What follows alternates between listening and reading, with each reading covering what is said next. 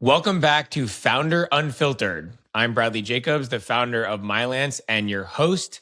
Every week, I sit down with founders, operators, and builders who are actually in the arena. We talk about the wins, the losses, and the messy middle that nobody posts about. And today's guest is no exception. Welcome, Mark Samuel. Mark is a serial entrepreneur with over 20 years of experience building and scaling consumer brands. He founded Iwon Organics, which grew into over 4,000 retail stores before being licensed, and Fitmark, a global brand that was ultimately acquired. Today, he's building Marks, a better-for-you snack company, and hosts the Let's Eat podcast, where he's interviewed over 250 CPG founders and operators. Mark, welcome to the show. Thank you for having me. There's a lot to cover, so figuring out where to start, I want to start with Iwon Organics because you really grew it and scaled it, and then you licensed it. Walk us through maybe the experience of being an entrepreneur through that up and down roller coaster. Yeah, that we were involved with that brand, I would say for 8 years, 8 full years. Definitely some ups and downs. The ultimate, result was licensing it, which is not a great thing. It wasn't a good thing for us. It was what I would almost consider to be the option we had. Sure. In our space, in the food and beverage space, there's, at least from what I've learned, in my own opinion, at least, because everybody has a million of them, you're going to find some success. Maybe early, you're scaling in some ways, your revenue is growing, but the reality is there's data, there's information that you have, depending on how many different distribution points and what kind of distribution points, as far as whether or not the consumers are really relating to the brand and the product. I think that's ultimately where you can see, okay, do I have something here? A lot of us just get stuck in this. There's money that has been raised. There's this idea that we just got to keep going. I think it's right around the corner. Again, this is in any vertical, any business, right? But really, a lot of people do stay too long in this one. Is what I'm really discovering. And so ultimately, I feel like I definitely was stayed too long. Yeah, that's where it resulted and it got licensed. It's still out in the market today, but it wasn't some dreamy ending. Totally understand what you're saying. And help me break it down for me. You get into 4,000 stores. That's a success, right? Most CPG brands never do that, but ultimately was not the exit you wanted. What, if you could really pin it down, what wasn't working, what would you say? Yeah, we were probably more distribution points than that. I mean, at our peak. Distribution points, or doors, as they say, where's the basically where you're selling and how much you're selling is not necessarily the benchmark. I always describe it as it's fairly easy to get yourself into a store. I mean, if you have enough runway, it's not just your local, farmer's market, and then maybe your local grocer. Then maybe there's a regional chain in your area. Then from there, it's, a bunch of independents in specific metropolitan. All of a sudden, you could have 1,000 doors. Again, so long you had the runway, i.e. equals capital, to get yourself there. And you're just not a dumb shit. I mean, the point is, ultimately, you could even land a major retailer that has multiple doors, but that is not the end game. Again, going just to point it out, that's the easy part. Selling into the door is the easy part. The hard part, the metric that is the most important, is how much you're selling when you get into the door. And we, unfortunately, being so naive as founders, that's basically what we have in our back pocket. That's what sort of allows us to do this. We're just wildly naive, right? Is that you continue to sell yourself on why it is that you might not have that many turns in a particular door. You try to make adjustments, you make different, decisions, maybe a new packaging design. We need to, support it through digital advertising, there's a whole bunch of things. You may, on the other side of it now, be able to talk about it openly. I imagine in the moment, you don't know that that's true. You probably think 4,000 of doors is an amazing accomplishment. So I guess I'm curious, what was that like on the emotional side of getting to these doors, but still having things not quite working. And as in your own words, kind of weathering the storm. Especially when there's money involved. In our particular case, there's a lot of money. I mean, not compared to some. Again, it's kind of it's subjective in some ways. But there was a lot to me, and we were private, like we didn't have venture money, so there was actually faces to the money for me. So I just tried my best every which way to make things happen. So there were a lot of bad days, and then ultimately there's a good day. Ultimately, there's maybe there is a new retailer that you were able um, to win, and you have then another distribution point and or another revenue source that's pretty exciting. Maybe there's a day that you do get back a little data from a particular retail partner that is somewhat promising, at least in our case. Like there were some things that were like, I wonder if there's something there. But what I know now is I just have a plethora of information, and I'm happy about that. Again, what I've learned through that experience is so much more valuable, right, than anything. And what I can apply now to this new opportunity, and also be able to help others with the ventures that they're on. Ultimately, if you want to be successful in food and beverage, the numbers speak for themselves. It's really that simple. Because those that make it really to the end, the ones that, you have this dream about, somebody thinks your asset is so valuable that they're going to acquire it, right? Or that there's enough money, somebody wants to invest so much money that you're able to take money off the table. Maybe you return money to your original investors, like all the fun stuff. Like it's slim. The percentage of those folks that get there, it's so slim. And again, if you want to be wildly objective and try to remove the emotion to it, you just look at the numbers. So how are you applying that specific lesson to Marks as it is today? That's a good question. We are working fairly slow as far as how we're going to market and who we're choosing to partner with to get it into market. So for us, we're on Amazon was first. That's important because you can literally get feedback right there on the spot. And it's not from your mom. Your mom's always going to tell you. I have a Jewish mother. It's even worse. She'll really tell you. Yes. Yeah, so anyway.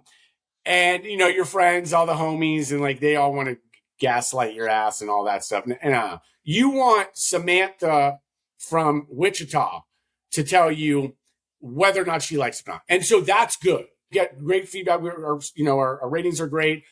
We have repeat buyers. Like you're looking at stuff like that. You're kind of testing the price points and things like that. So that's one show. The second for us is DSD. We went into particular regions, slow but steady, just picked a few, and we have basically DSD partners in those regions that will help build out the independent plays there. So you go into 20 stores, 40 stores. In one particular region, we're already reaching 200 to 300 stores. I just want to see what's happening there. Are we selling? Are we getting repurchases from those retail doors? What do they think about the price point? Like it's all of that stuff. And so anyway, that's what we're doing. And again, in the background, we're working on some bigger plays. But those bigger plays are a lot more strategic in how we're approaching them. It's not like we're going to go after Target and we're going to go get it. It's like, if we were going to do that, why would we choose that? What does it take to get in there? What does it mean financially? And what does it look like on shelf compared to everybody else? And why is it that we would win? Like you got to put all the Q&A together instead of just throwing shit on the wall. You know what I mean? It's bringing up for me, and obviously a founder as well, there's an element I've always told myself of the founders that win are the ones at the end of the day are the ones that don't quit, that don't give up. I don't think you agree with that. I don't believe that shit. Tell me more. I don't believe that shit. The idea of keep going, you see me doing this thing, keep going. Yeah. That is meant to say don't be a dumb shit. If something is not working, follow me, folks, here, okay? If something is not working, it could be your entire business. It could be your girlfriend, boyfriend, folks. I don't care. He, she, he. Whatever. I don't really care. Okay. You've got to know when to move on. That's what I mean. Don't be an idiot. Yeah. What keep going means when it's connected to that is don't stop moving your feet. Like I'm a big health and wellness guy, right? Like I train like it's like running. Like you just got to get back on the blocks again and keep running around the track. It doesn't mean you didn't switch lanes. You get it? Totally. Switch lanes. It's okay. Nobody cares. You lost a business, you failed at something, your marriage didn't work. Nobody gives a fuck. Because that's the thing that people miss most. Nobody cares about you. They're not thinking about you right now. They're thinking about their own fucking problems. So my point is, the keep going is just keep moving your feet and move on to something else. That's big. And I'm a big believer in that. So I hope that helps. Yeah, and frankly, it is a version of what I meant. Like, don't keep pushing the same product that's not working. Right? There's all the discussion around iterations or straight pivots or shutting it down and doing something else entirely. I mean, my business we're on our 6th iteration of this thing, and they've been wildly different products, similar customer, but wildly different products within the market. So yeah, a pivot is a pivot. If it's a brand new product, it's almost like, I don't know why they're coming to mind up. So I'm just going to say like a Beyond Meat. That's a pivot if I've ever seen. They're going into protein beverages now, and people always they're you can only imagine the comments, right? Everybody's got a comment. Even I did. I was poking fun. I just think it's funny because of how much money they spent on really what was a dog. It was plant meat has been a dog since day one. I just can't believe so many smart people with so much money kept betting on the dog, right? Like let me have some of that. This pivot actually doesn't bother me. It's like they're trying to make one last attempt here to save grace. They got they got money there because they got to do something. Where do we have any sort of straw to pull on? That's a pivot. Like go do it, right? And I don't mind saying this too. Those that have pivoted within the particular corporate structure with the same, with the same investors and balance sheet and all that. Like, sometimes it doesn't work or make sense. Only some will understand this, by the way, this one piece. I know you will. When you're going to make a full pivot and it's a brand new product, new idea, new concept, sometimes you just got to start over. Take what you want from that, folks. Again, that's only going to touch a few people who will understand what I mean. Starter doesn't mean sometimes, again, now here's a morality piece. You might have investors or people. You can figure it out. Don't worry. There's ways to take care of your people. I wrestled with that decision myself when we did our last pivot, and I chose to keep everything in part because the domain had a lot of credibility. I did have the investors that I wanted to keep on the cap table, and there was going to cost me a bunch of money to shut down the company and start a new one. I was like, I don't want to pay. It ends up being like 20 grand between shutting it down and starting a new one. And I didn't want to deal with all that. So I'm like, this is easiest, even though maybe not the best like logistical decision for the business, if that makes sense. I was like, I'm avoiding hassles, which might come back to bite me. I don't know. We'll find out. But as I say, to each their own. I know where that this is a rabbit hole one, right? We could go down multiple, and those that know understand this subject we're talking about. You do what you got to do.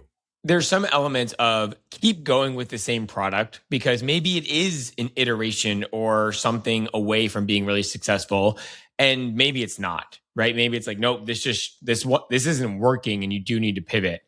Given what you've been through now, how would you say is the best way to determine, do I keep pushing in the same direction or do I really pivot or even shut this thing down? How do you know? You just have to talk to God a little bit more than you already should be. You know if it's working.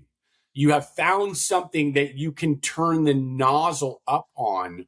If I poured more money into X, I know that we could get to Y, and here's why, right? Like, but if ultimately nothing is working and you have tried a few of what I'd consider to be the low hanging things to do in order to see if I can just make a few slight adjustments. Again, sometimes costly ones. In our case, could be a complete packaging overall, could be a rebrand. If you've done all that and it's not working, it's time to just move on. There are caveats there. Again, there's always this outlier, because that's the only reason we're able to talk about this, and that there's some subjectivity to it, is because there's always an outlier. And again, first one that just came to mind, so you'll understand, Poppy, the beverage. I don't think people really understand or recognize what really is the real story here. It wasn't even called Poppy. It wasn't even that beverage that you're drinking. It was them two in a glass bottle doing it at their house. I don't know. It was a different name, a different look, a different feel, a different everything. They then went on to Shark Tank, found the guy who not only put up a couple bucks, but just ultimately changed the entire business, of which, by the way, they went dark for a long time to just basically restart a brand new business. I don't think people realize that. So, and then boom, right? So, and from there, I have no idea who was really part of that growth chain. The two folks, I sort of follow them. Great, they're great, whatever. When you were going through what with Iwon that you were going through, did you have family and kids at that point? Yep. And what was that like to be, I mean, somewhat responsible, providing, needing to bring in income, struggling with the business, or maybe at times struggling? I paid myself. I'm a big believer in that. When you're raising capital, you have to be transparent with a pay structure. These stories you hear, like, I was working from my basement and I was living on my mom's couch, and those are really fun stories too. But like, when then there's the reality of it all. That's why it's so difficult for most to actually do it. It's also why I just think there's so much just rhetoric and bullshit that goes on by people who have now a microphone on social media. They don't even know what they're talking about. They don't even live in reality. Like, most don't have the ability or the affordability to be able to go out on their own. Like, quit your job, go after your dreams. No, your dad was a fucking hedge fund manager, and you get it. Like, what are you talking about? Anyway, I know that's a tangent. Folks, don't listen to everybody else. The point being, yes, it was stressful. It's stressful even to today. And everybody does feel it. But I think it's worth me stating this. It's another thing I do hear others do, which is like the fact that I'm a founder, and everybody in my family can feels it, and they went through it with me.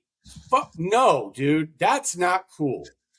I'm not a big believer in that either. There's the reality piece, which is like, in mine, like, they felt some stresses that I tried to hide and protect a lot of times, even my emotional state. It's why I'm so blessed to be a health and wellness advocate and enthusiast. I have to make sure my mental wellness, my mental health is at top tier every single day. I start with, right. And I'd say it's very important to protect the house as much and as often as possible, even though it's near impossible to do so. I hope that answers it. Well, you're talking about mental health, right? Making sure that that's a top priority. And I'm curious, when you're in the thick of things and you need to be performing the business, every entrepreneur, I think, works pretty hard to some degree. How do you balance that? How do you balance family, your personal well-being, the business, everything? It's a busy life. Yeah, that's one I talk about often. It's actually a good question that does come up every so often in some of these. It's pretty easy for me, but again, I always tell people, do you? We all have different lives. We all have different responsibilities, different support systems. It's three. It's the three: health, family, work. It's in that order. And when I say health, I mean my health.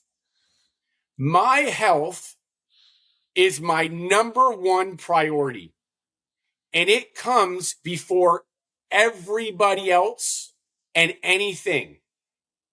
Some don't necessarily like that answer, and that's okay. I go back to everybody does their own thing.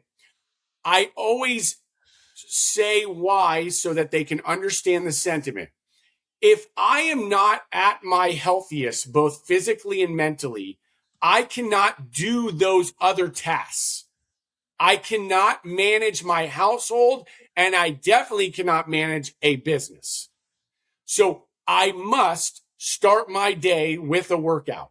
Have to. It's a non-negotiable, and it has been for 25 years. I eat a certain way. My nutrition is very important to me. That is, again, sort of non-negotiable. It's for my well-being. Then it's family. I got to take care of the kids, get them up, get the and that's no easy. I got sports, I coach, I got all this stuff that other families do. And then I got work. And work is something you have to have. It has to have some purpose behind it. I've found things that I have some purpose behind. And I work a particular amount of hours for the day, and then that's it. And folks that know me, I won't have a meeting scheduled before 10 a.m. Pacific because I'm doing my health stuff. Randomly, once in a while, if something jams up, they'll know I'm on a bike or something. Like I'm listening to a conversation, right? I have no problem admitting that. People want to know what people want, real life stuff. They don't need bullshit. So anyway, hopefully that answers it. Yeah, well, what I'm hearing you say is you make the time for it and you unapologetically do so. If it's important to you, which it is, and I'd argue it's important to everybody in whatever the thing that you do, right? If you sauna, if you meditate, if you work out, if you do yoga, all right, I don't care what it is, but everyone's got their thing that keeps their body and mind healthy. And when you let that go as an entrepreneur, I think it goes downhill quickly. Like it's just, for me, it's also a non-negotiable. Like it just can't be an option. Yeah. Well, unfortunately, and per the data, it's a small percentage of us. Yeah.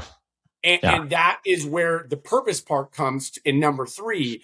I've always had it. The last few ventures I've been involved with have been in health and wellness in some way. Even Mark's, it's a kettle chip. What's a kettle chip? It's seed oil free, minimalist ingredients. Like I'm very transparent about snacking, and everybody does it. So if we can but it's really a platform for me to talk about health and wellness.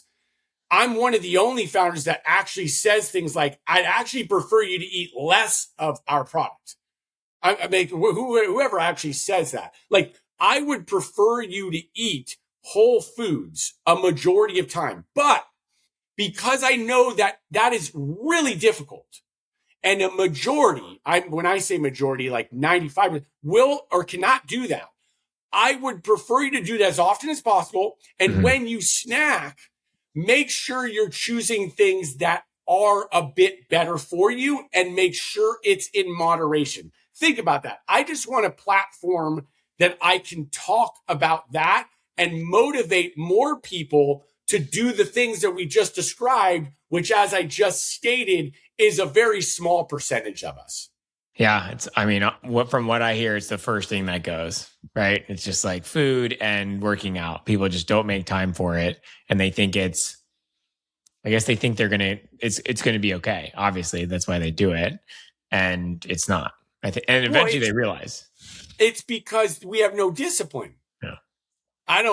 People can shake a tree around anything that I could do. Don't care. It's because we got no discipline. Nobody wants to listen to the voice at that 5 a.m. that says you're going to the gym. No, they listen to the other voice that says it's okay. Jimmy, they worked so hard yesterday. Sleep, buddy, sleep. Then when they get up, it's okay. I missed that one workout. And it's, hey, it's all good. Should I just have, a glass of water to set my day? Or I know, you know what? I think there's bacon and so there's that sausage. Discipline, Yeah. brother. Talk to me about resilience. I mean, obviously, you've been through it. You've been through the ups and downs, and even within the venture, right? I'm sure there was tons of needing to be resilient, navigate the pressure. How do you do that as a founder? I don't feel any pressure. I don't even remember if I did 20 years ago, 25 when I started my first thing. Because I just felt comfortable being uncomfortable, I guess.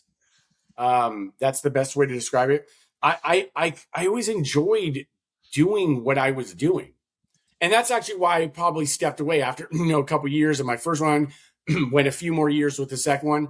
There became a time when I wasn't necessarily enjoying what I was doing. There wasn't that quote unquote purpose there anymore, or I just didn't think that there was going to be anything lucrative that had come out of it.